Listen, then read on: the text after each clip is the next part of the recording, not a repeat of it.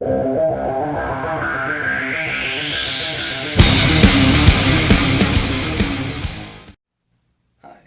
my name is Trey Robinson, and this is UF 300's 21st Century Skills Project, and this is my movie collection. Now, why am I showing you my movie collection? Because it is the foundation to my career path. What is my career path? My career path is to become a movie critic. And a movie critic, just like any other career, requires a basic foundational skill set. Come with me. We'll discuss a little further. We begin with the basic skills: listening, writing, mathematics, speaking, and reading. Listening. It is critical that a film critic is a phenomenal listener, not only to the dialogue that's being spoken within the movie itself, but also to the film score and the orchestra within the movie. Take Star Wars: A New Hope, for example. John Williams and his orchestra had a phenomenal effect not only on Star Wars and all subsequent movies afterwards, but on future and all movies to come. Writing. Writing is also a very critical point for a film critic because it takes up a great range of their job description. A film critic has to be able to, after critiquing a movie, write down their critique in a format that a wide range of audiences can understand and respect. Mathematics. Mathematics is an important skill for a film critic to have when critiquing a film, using statistics to rate the film and compare it to other films. Speaking. Speaking is an important skill for a film critic to have because there are many occasions whenever a film critic will be asked upon to do either a live critique or they'll be asked to interview a celebrity, say a member of a cast or a crew of whatever film they are critiquing at the time. Reading. Also a very important skill for a film critic to have. They must proofread their own work before submitting it, make sure there's no errors. Additionally, there's many films, once again using Star Wars for example, that use a sense where they will have an entire roll of dialogue that the viewer must oversee, which also comes into play when critiquing the movie. We now move on to thinking skills: creative thinking, problem solving, decision making, and visualization. In an effort to consolidate some time, I will be only hitting 2 points here. Decision making skills, a very important quality for a film critic to have. Decision making skills come into play whenever a film critic actually is, critiquing the film. Take the Dark Knight trilogy here, for example. A film critic must be able to compare each individual film, not only to its predecessor, but to itself, how it does as a film coming out in its current generation. Visualization. Visualization is a very important point for a film critic to have, especially when it comes to critiquing a film based off its special effects. Take the Dark Knight trilogy once again. A film critic must be able to critique each individual film based off its special effects and how it's progressing over time. We now move on to people skills: social, negotiation, leadership, teamwork, and cultural diversity. In an effort to save time, I will once again only be covering 2 points. Negotiation. It is important for a film critic to cover negotiation whenever they are critiquing a film, and how they will choose to or not to present the film to their audience, and whether they believe it is or is not something to be watched. Say for instance myself with the Avengers here, I myself could talk for hours about how I believe the Avengers is a fantastic film franchise as a whole, and why I believe somebody should watch it. Cultural diversity. A film critic will most certainly critique a film on its use of cultural diversity, or its lack thereof. Say for instance the Avengers once again. Avengers uses a wide range of cultural diversity between different ethnic actors, different genders of leading characters, as well as that it goes through a wide range of different cultures through each film. Personal qualities: self-esteem, self-management, and responsibility. Self-esteem. It is important for a film critic to have a good self-esteem, otherwise it'll most certainly reflect poorly on their critiques. Self-management. A film critic must be very self-managed, because if they are slacking on their critique and do not present it on time, then they are not laying down not only themselves but also their readers. Responsibility. A film critic has a responsibility to all of their readers to put out a very quality critique. Say, for instance, if I was a film critic when Harry Potter and the Sorcerer's Stone came out.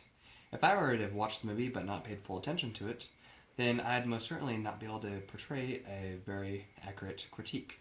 And I'd be letting down not only myself, but all my readers. And I would not be fulfilling my responsibility as a film critic. And now, here are a couple other foundational skill sets that I believe are very important for a film critic in the 21st century.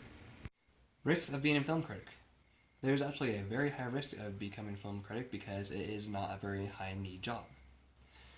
So, to become a film critic, you must have a wide range of credentials and a multitude of references to help you along.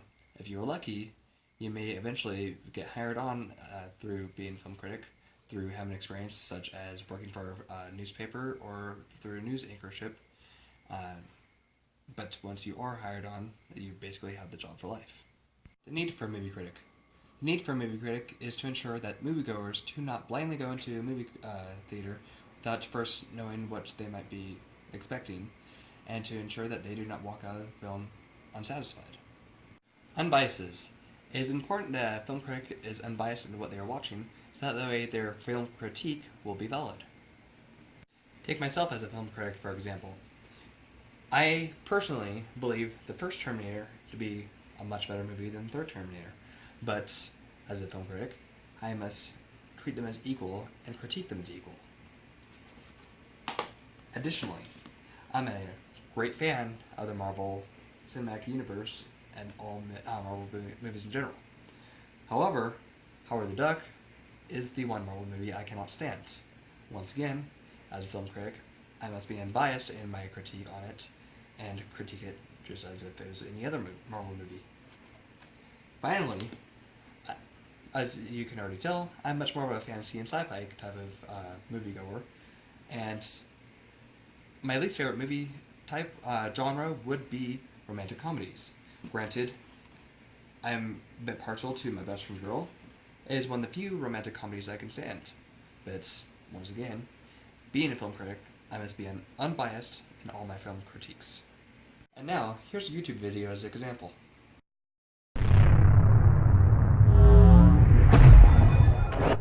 The first film I critiqued was The Faculty with Josh Hartnett. The first film I reviewed professionally was for a magazine called Hot Dog, and it was a movie called Unfaithful, which was a sex thriller. And I can't remember who's in it, and I can't remember anything about it.